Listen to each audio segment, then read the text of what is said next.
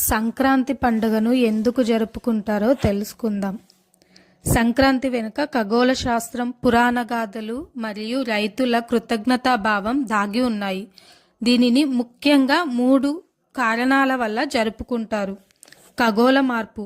భారతీయ కాలమానం ప్రకారం ఏడాదిని 2 భాగాలుగా విభజిస్తారు: ఉత్తరాయణం మరియు దక్షిణాయనం.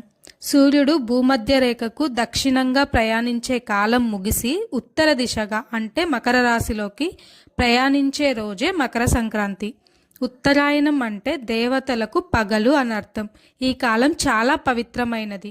మహాభారతంలో భీష్ముడు తన ప్రాణత్యాగం చేయడానికి అంపశయ్యపై వేచి ఉండి ఈ ఉత్తరాయణ పుణ్యకాలం రాగానే పరమపదించారు. అంటే ఈ రోజున స్వర్గద్వారాలు తెరుచుకుంటాయని మన నమ్మకం. పురాణ గాథలు. సంక్రాంతికి సంబంధించి కొన్ని ముఖ్యమైన పురాణ గాథలు ఉన్నాయి. శివుడు మరియు బసవన్న కథ.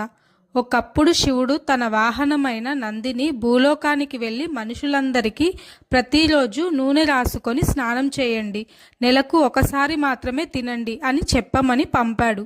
కానీ నంది పొరపాటున రోజు తినండి, నెలకు ఒకసారి స్నానం చేయండి అని చెప్పాడు.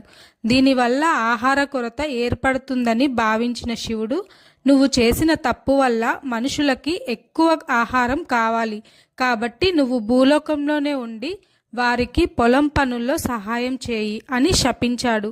అందుకే కనుమ రోజున మనం పశువులను పూజిస్తాం. కృష్ణుడు గోవర్ధనగిరి. ద్వాపరయుగంలో ఇంద్రుడి గర్వాన్ని అణచడానికి కృష్ణుడు గోవర్ధన పర్వతాన్ని ఎత్తిన సందర్భాన్ని కూడా ఈ పండుగ రోజుల్లో స్మరించుకుంటారు. అన్నిటికంటే ముఖ్యమైనది ఇది రైతు పండుగ. వర్షాకాలం ముగిసి పంటలు చేతికి వచ్చే సమయం ఇది. పొలాల్లో పండిన ధాన్యం గరిసెలకు అంటే ఇళ్లకు చేరుతుంది. రైతు తన కష్టానికి ప్రతిఫలం పొంది ఆనందంగా ఉండే సమయం. తమ కష్టంలో భాగమైన ప్రకృతికి అంటే సూర్యుడికి, పశువులకు కృతజ్ఞతలు చెప్పుకోవడమే ఈ పండుగ అసలు ఉద్దేశం.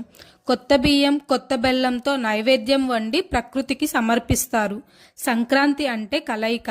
ఉద్యోగాల కోసం, చదువుల కోసం నగరాలకు వెళ్ళిన వారంతా తమ సొంత ఊళ్ళకు చేరుకుంటారు. గొబ్బెమ్మలు పెట్టడం, గాలిపటాలు ఎగురవేయడం, హరిదాసుల కీర్తనలు, గంగిరెద్దుల ఆటలు ఇవన్నీ మనుషుల మధ్య సంబంధాలను పెంచుతాయి.